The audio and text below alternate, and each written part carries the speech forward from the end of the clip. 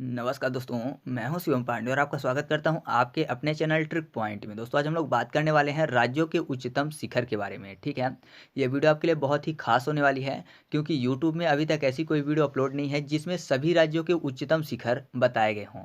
Video हैं लेकिन उनमें सभी राज्यों के उच्चतम शिखर नहीं बताए गए हैं। मुश्किल से 12 कि 13 राज्यों के उच्चतम शिखर आपको वीडियो में बताए गए हैं। ठीक है, तो आप इस वीडियो को एक बार पूरा देख लीजिएगा जिससे कि आपको किसी भी प्रकार की कन्फ्यूजन एग्जाम में ना हो। और एक चीज़ मैं आपको और बता दूं कि यहाँ पर जो भी डाटा उपलब्ध हैं ये पूरी तरह से सही हैं क्योंकि इन डाटा के पीछे लगभग मैंने 15 से 20 दिन लगाए हुए हैं सर्च करने में। ठीक है, तो अगर आपको कोई भी कन्फ्यूजन होती है तो जो मैंने ऊंचाई बताई हुई है इन उच्चतम शिखर के, आप उसको सर्च करके गूगल में देख सकते हैं जो कि आपको लगता है कि सही है तो उसकी ऊंचाई भी आप देख लीजिएगा। ठीक है, और मेरे डाटा की बताई गई ऊंचाई को भी देख लीजिएगा तो आपको पता चल जाएगा कि ये वाले डाटा ज़्यादा सही हैं। ठीक है, तो चलिए वीडियो को शुरू करते हैं। तो सबसे पहले बात कर लेते हैं कर्नाटक राज्य की। जो कर्नाटक राज्य है उसका सबसे उच्चतम शिखर है मुल्यानगिरी। मैं आपको बता दूं जो मुल्यानगिरी है वह पश्चिमी घाट में स्थित है। और अगर बात करें इसके ऊंचाई की तो इसकी ऊंचाई अगर बात करें मीटर में तो वह है 1925 मीटर। और अगर आपसे कभी फिट में पूछा जाता है तो ये समझ लीजिए कि 1 मीटर बराबर होता है 3.280 फीट। ठीक है, तो आप 3.28 में अगर गुणा कर लेंगे तो आपको फिट में भी पता चल जाएगा। फिलहाल यहाँ पर हम लोग मीटर की बात करेंगे तो मीटर से आप फिट में अपने आप कन्वर्ट कर लीजिएगा। ठीक है, तो याद करने के लिए आप ऐसा समझिए कि कर्नाटक में एक शब्द लिखा हुआ है कर। कर्नाटक कर, कर मतलब टैक्स वाले कर की बात हो रही है। ठीक है, और मूल्यांगिरी में मूल्य शब्द लिखा है तो जाहिर सी बात है अगर किसी के ऊपर कर लगाया जाता है तो बंदा क्या देता है, मूल्य चुकाता है ना। जितना भी कर लगाया गया है, जितना भी टैक्स लगाया गया है तो उसको मूल्य के रूप में चुकाता है। तो मूल्य से आपको याद आ जाएगा मूल्यांगिरी और कर से कर्नाटक। तो याद रखिएगा जो कर्नाटक राज्य है उसका सबसे ऊंचा शिखर कौन सा है, मूल्यांगिरी है। कहाँ स्थित है तो ये वेस्टर्न घाट यानी पश्चिमी घाट में स्थित है और ऊंचाई मैंने आपको बता ही दी कि वह है 1925 मीटर। अब हम लोग बात कर लेते हैं बिहार राज्य की। जो बिहार राज्य है इसका सबसे ऊंचा जो शिखर है वह है सोमेश्वर फोर्ट। ठीक है, यानी सोमेश्वर का किला। यह स्थित है वेस्ट चंपारण डिस्ट्रिक्ट में। और अगर बात करें मीटर में ऊंचाई की तो वह है 880 मीटर यानी लगभग 2887 फीट। तो याद करने के लिए आप ऐसा समझिए कि बिहार में एक शब्द लिखा हुआ है हार।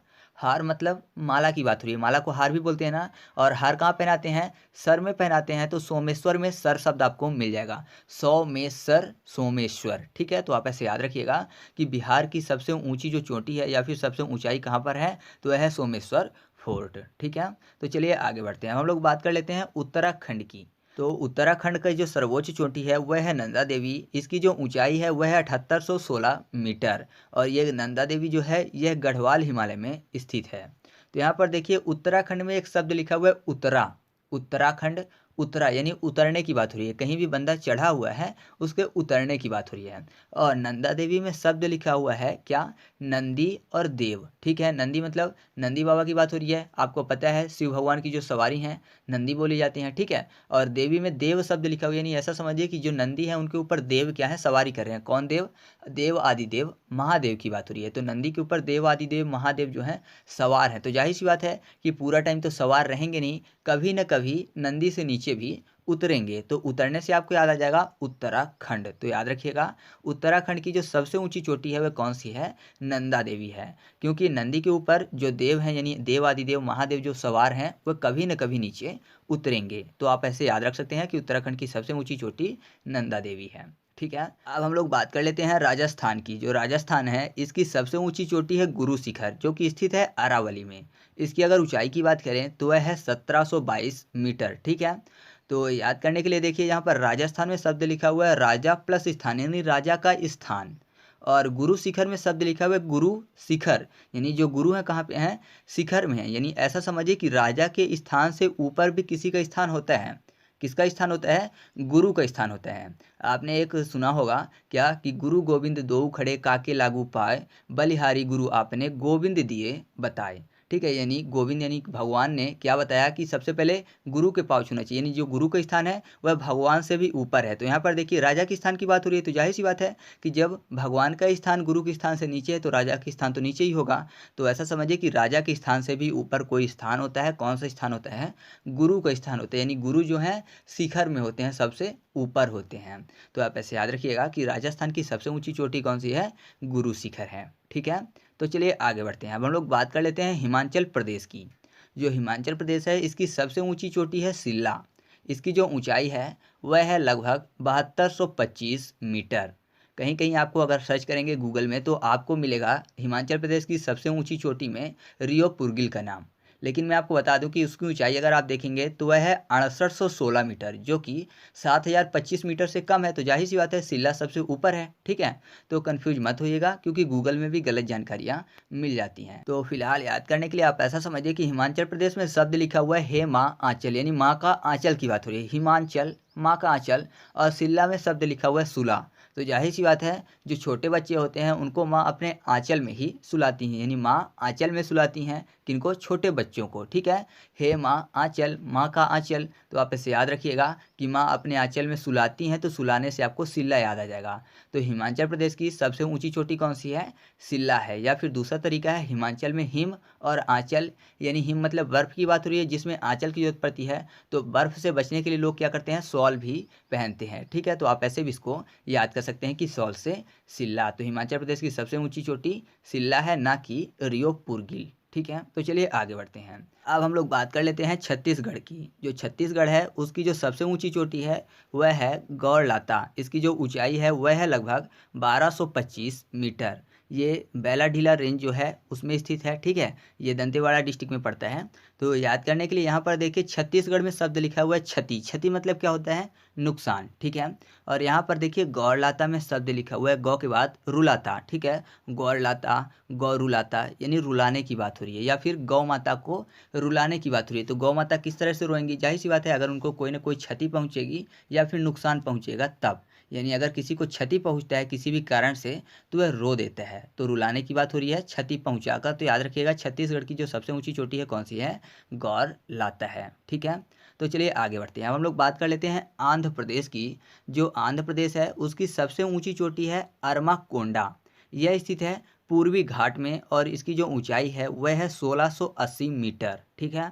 तो आंध्र प्रदेश में शब्द क्या लिखा हुआ है? अंधा। और अरमाकोंडा में शब्द लिखा हुआ है अरे माँ कौन दा, ठीक है। यानी कोई भी व्यक्ति बोल रहे हैं अरे माँ कौन, तो ऐसा कौन बोलेगा? जो देख सकेगा वो, या फिर जो नहीं देख सकेगा वो। मान लीजिए कोई भी व्यक्ति आता है तो जाहिर सी बात है जिसको नहीं दिखाई देगा तो वो पूछेगा ना कि अरे माँ कौन है। माँ से पूछ रहा है कि अरे माँ दरवाजे पर कौन है, क्योंकि उसको दिख नहीं रहा है, ठीक है। क्यों? क्योंकि अंधा है।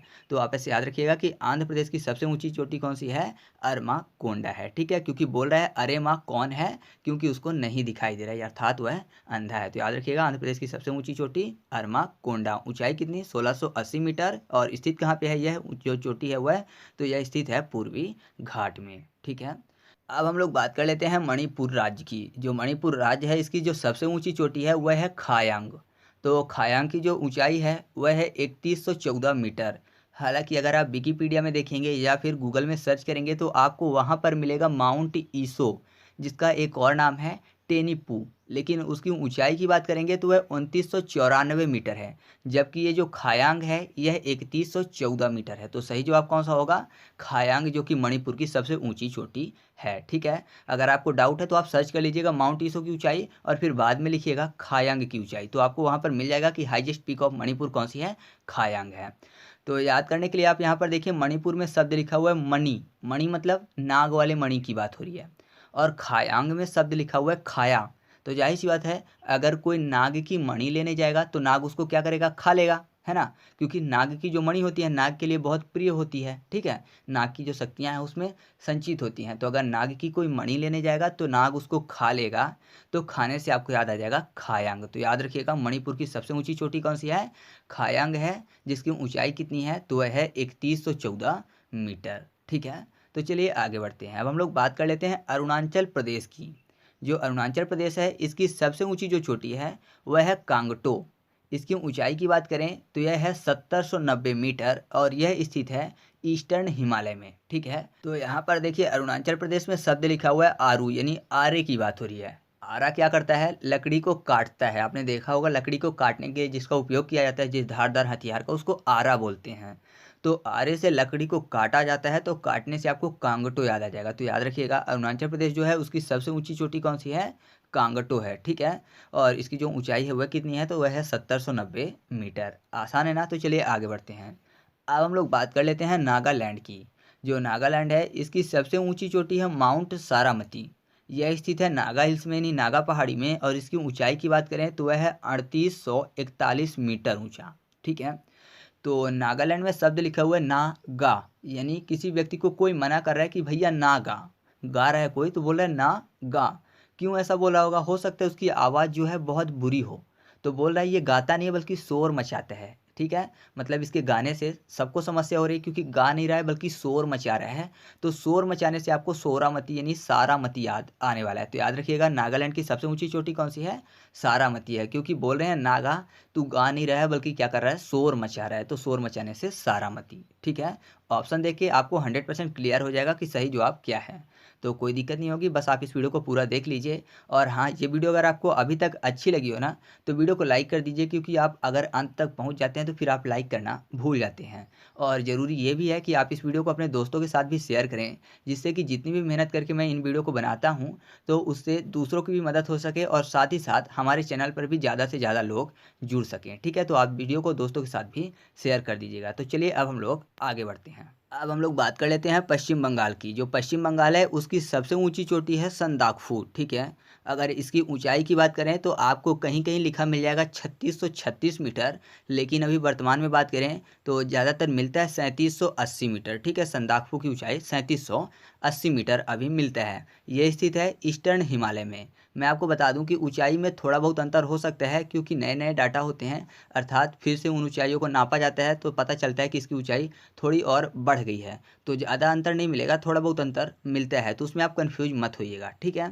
तो यहाँ पर देखिए वेस्ट बंगाल यानी पश्चिम बंगाल की बात हो रही है, और पश्चिम बंगाल में शब्द लिखा हुआ है पक्षी। और संदाकफू को अगर इंग्लिश में लिखेंगे ना तो संदाकफू में जो एस शब्द है उसको हटा देंगे तो शब्द मिलेगा अंडा फुक।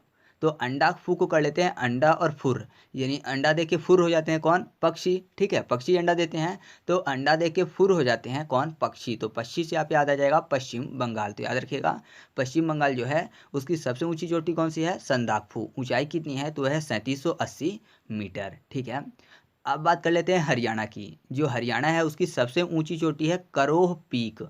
ये किसकी ऊंची चोटी है? तो यह है मोरनी हिल की सबसे ऊंची चोटी। इसकी जो ऊंचाई है वह आपको लिखा हुआ मिल जाएगा ज़्यादातर 1499, लेकिन कई लोगों ने जो कि हरियाणा से हैं उन्होंने बताया है मुझे कि इसकी रियल जो ऊंचाई है वह है 1514 मीटर। ठीक है, तो कंफ्यूज मत होइएगा, ये नई वाली डाटा है। तो नया वाला क्या है? 1514 मीटर मोरनी हिल की सबसे ऊंची चोटी करोह पीक की ऊंचाई।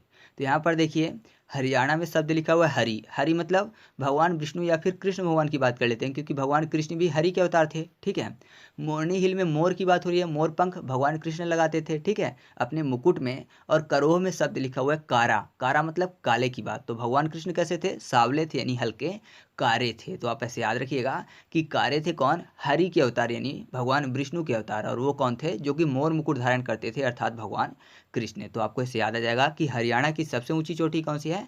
करोह पीक। और करोह पीक किसकी ऊंची चोटी है? मोरनी हिल की। ठीक है, मोरनी हिल जो पहाड़ी है उसकी सबसे ऊंची चोटी करोह पीक है, जो कि हरियाणा की सबसे ऊंची चोटी में आता है।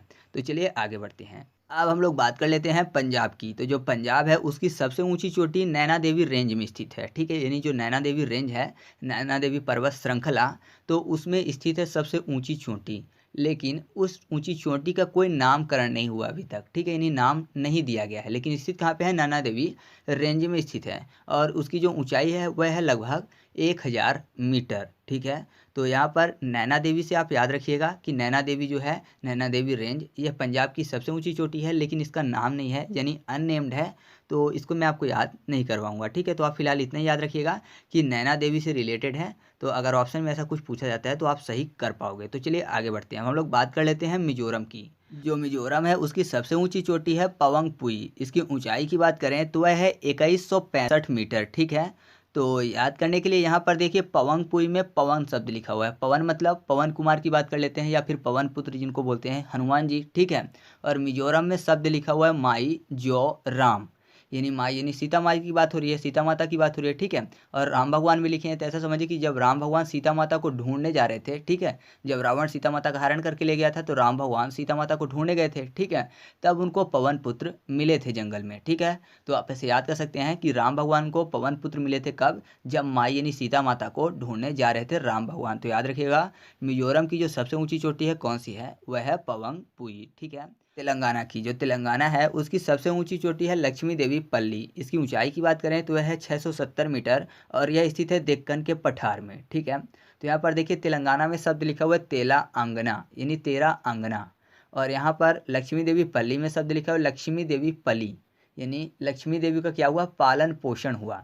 तो किसी भी बच्चे का अगर पालन पोषण होगा तो जाहिर सी बात है वो घर में ही होगा, ठीक है। और घर में भी आंगन होता है, आपको पता है, और छोटे बच्चे ज़्यादातर आंगन में ही खेलते हैं, या फिर अगर ज़्यादा छोटे हुए तो उनका जो झूला होता है, पालना होता है, आंगन में ही लगाया जाता है, ठीक है। जिससे कि ठंडी के टाइम में उनको धूप भी लगे और बाहर भी ना जा पाए, ठीक है, उनको कोई भी प्रकार की क्षति ना पहुँचे। तो पालन पोषण ज़्यादातर बच्चों का आंगना में भी होता है। तो आप ऐसा समझिएगा कि जो लक्ष्मी देवी पल्ली है वह कहाँ की सबसे ऊंची चोटी है, आगन से तेलंगाना, ठीक है। तो याद रखिएगा। तो चलिए आगे बढ़ते हैं। अब हम लोग बात कर लेते हैं मध्य प्रदेश की। जो मध्य प्रदेश है उसकी सबसे ऊंची चोटी है धूपगढ़ और इसकी जो ऊंचाई है वह है 1350 मीटर। यह स्थित है सतपुड़ा रेंज में। तो याद करने के लिए यहाँ पर मध्य प्रदेश को शॉर्ट में क्या लिखते हैं, एमपी लिखते हैं। तो एमपी को मध्य प्रदेश ना करके समझिए मेंबर ऑफ पार्लियामेंट, यानी एमपी एमएलए की बात हो रही है, ठीक है।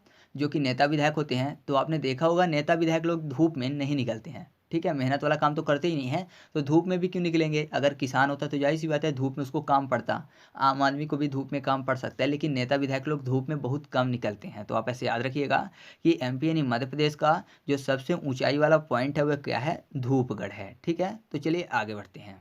अब हम लोग बात कर लेते हैं उड़ीसा राज्य की। जो उड़ीसा राज्य है उसकी सबसे ऊंची चोटी है देवमाली। इसकी ऊंचाई की बात करें तो वह है 1672 मीटर और यह स्थित है पूर्वी घाट में। तो यहाँ पर देखिए उड़ीसा में उड़ना शब्द लिखा, और आपको पता है कि आम इंसान नहीं उड़ सकता, लेकिन जो देव होते हैं, जो भगवान होते हैं, वह उड़ लेते हैं, ठीक है। तो देव ही उड़ सकता है, तो आप ऐसे याद रखिएगा, देव से देवमाली। तो उड़ीसा की सबसे ऊंची चोटी कौन सी है दोस्तों, देवमाली है, ठीक है।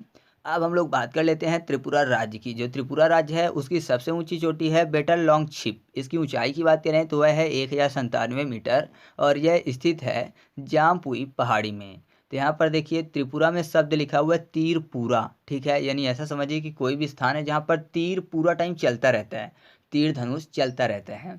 और यहाँ पर देखिए बेटल लॉन्ग छिप को अगर थोड़ा सा अलग तरीके से पढ़ें तो एक शब्द मिलेगा बेटा लोग छिप। यानी कोई व्यक्ति बोल रहा है कि बेटा लोग छिप जाओ, ठीक है। तो बेटा लोग को क्यों छिपने को बोल रहा है, क्योंकि तीर पूरा टाइम चल रहा है, तो तीर से बचने के लिए बोल रहा है कि बेटा लोग छिप जाओ। तो बेटा लोग छिप गया तीर से बचने के लिए। तो आप ऐसा समझिएगा कि त्रिपुरा की सबसे ऊंची चोटी कौन सी है, बेटा लॉन्ग छिप, ठीक है।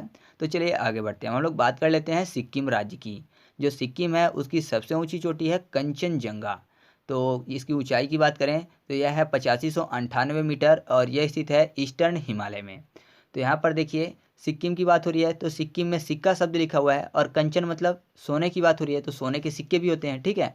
तो याद रखिएगा ऐसे कि सिक्किम की सबसे ऊंची चोटी कौन सी है, कंचनजंगा है, ठीक है। तो चलिए आगे बढ़ते हैं। अब हम लोग बात कर लेते हैं गोवा की। तो इसकी जो सबसे ऊंची चोटी है वह है सोसोगाद। इसकी जो ऊंचाई है वह 1022 मीटर और स्थित है यह पश्चिमी घाट में।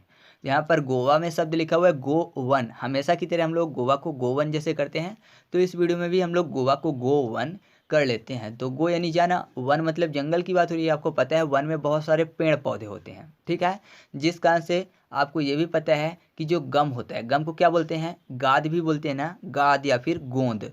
तो जो गोंद होती है यानी गम होता है जंगल में ज़्यादा मिलेगा, क्यों, क्योंकि वहाँ पर पेड़ पौधे ज़्यादा होते हैं और पेड़ों में ही गाद यानी गम पाया जाता है। तो आप ऐसे याद रखिएगा जो गोवा की सबसे ऊंची चोटी है वो कौन सी है, सोसोगाद है। क्योंकि अगर गो होगे वन में यानी जाओगे वन में तो आपको बहुत ज़्यादा गोद मिलेगी या फिर बहुत ज़्यादा गाद या कि गम मिलेगी, ठीक है। तो चलिए आगे बढ़ते हैं। हम लोग बात कर लेते हैं तमिलनाडु की। इसकी सबसे ऊंची चोटी है दोड्डा बेट्टा, ठीक है। इसकी ऊंचाई की बात करें तो वह है 2636 मीटर, जो कि नीलगिरी पहाड़ी की सबसे ऊंची चोटी है, ठीक है। तो यहाँ पर देखिए तमिलनाडु में शब्द लिखा हुआ है मिलना, तमिल मिलने की बात, और डोडा बेट्टा में शब्द लिखा हुआ है दादा और बेटा, यानी दो लोगों की बात हो रही है, दादाजी और बेटे की। तो ऐसा लग रहा है ना कि जैसे मिलने की बात हो रही है, दादा और बेटे दोनों के मिलने की बात हो रही है आपस में। तो याद रखिएगा दादा और बेटे क्या हुए, आपस में मिल गए एक ही नाम में, तो मिलने से तमिलनाडु। तो तमिलनाडु की सबसे ऊंची चोटी कौन सी है दोस्तों, डोडा बेट्टा है। ठीक है। अब अगला है गुजरात, जिसकी सबसे ऊंची चोटी है गिरनार। इसकी ऊंचाई की बात करें तो वह है 1145 मीटर। ठीक है। तो गिरनार में गिरी शब्द लिखा हुआ है। आपको पता है जो गिरी वन है या फिर गिरी राष्ट्रीय उद्यान है वह कहाँ स्थित है, गुजरात में, बहुत ही ज़्यादा फेमस है। ठीक है। तो आप ऐसे याद रखिएगा, गुजरात की सबसे ऊंची चोटी कौन सी है, गिरनार है। ठीक है। अब अगला है उत्तर प्रदेश राज्य, इसकी जो सबसे ऊंची चोटी है वह है आमसौट पीक। ठीक है। यह शिवालिक हिमालय की सबसे ऊंची चोटी है, यानी शिवालिक हिमालय की जो सबसे ऊंची चोटी है अमसौट पीक, वो उत्तर प्रदेश की भी सबसे ऊंची चोटी है। और इसकी अगर ऊंचाई की बात करें तो वह है 957 मीटर। तो यहाँ पर देखिए एमसॉट को अगर इंग्लिश में लिखेंगे तो क्या होगा, एम्स। ठीक है, पहले शब्द एम्स होंगे, AMS। तो एम की जगह अगर एन कर दें तो क्या हो जाएगा, ANS, मतलब आंसर की बात। ठीक है, शॉर्ट में ANS आंसर। और उत्तर प्रदेश में उत्तर, उत्तर भी आंसर ही होता है। तो आप ऐसे याद रखिएगा कि उत्तर प्रदेश की सबसे ऊंची चोटी कौन सी है, एमसॉट। ठीक है। अब अगला है असम। जो असम है उसकी सबसे ऊंची चोटी जो है वह एक लेक के पास स्थित है, लेकिन उसका कोई भी नाम नहीं रखा गया है, यानी अननेम्ड है।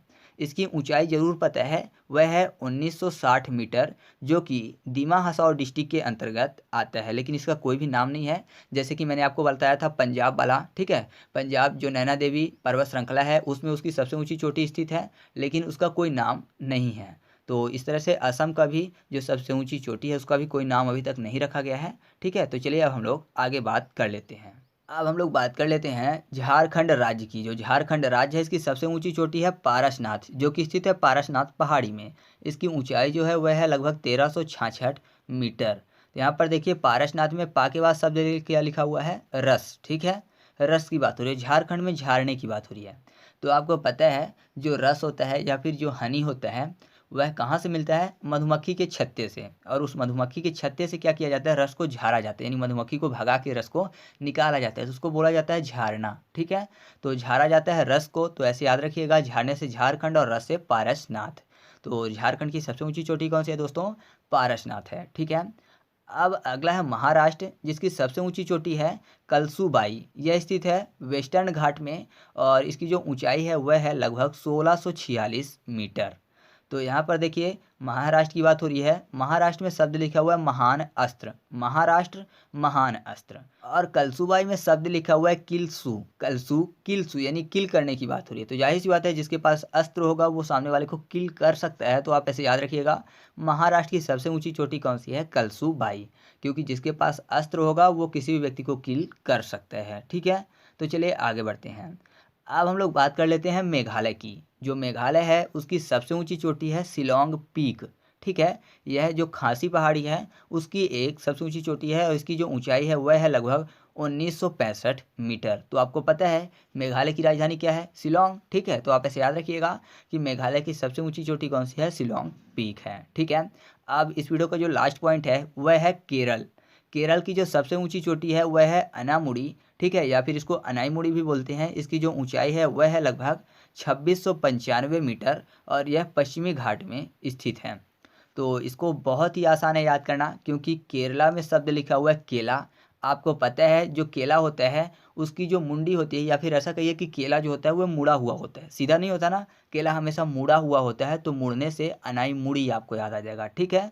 तो याद रखिएगा जो केरला है उसकी सबसे ऊंची चोटी कौन सी है, अनाई मुड़ी है। ठीक है। तो इस तरह से अपना ये वीडियो कंप्लीट हुआ। उम्मीद करता हूँ कि आपको ये वीडियो बहुत ज़्यादा पसंद आया होगा। तो आप इस वीडियो को लाइक भी करेंगे और दोस्तों के साथ शेयर भी करेंगे। और हाँ, अभी मैं आपसे कुछ प्रश्न भी पूछने वाला हूँ, तो उन प्रश्नों के उत्तर भी आप कमेंट करके बताइएगा। ठीक है, जिससे कि मुझे भी पता चल सके कि हाँ जो चीज़ें मैंने आपको याद करवाई हैं वो आपको याद हो चुकी हैं।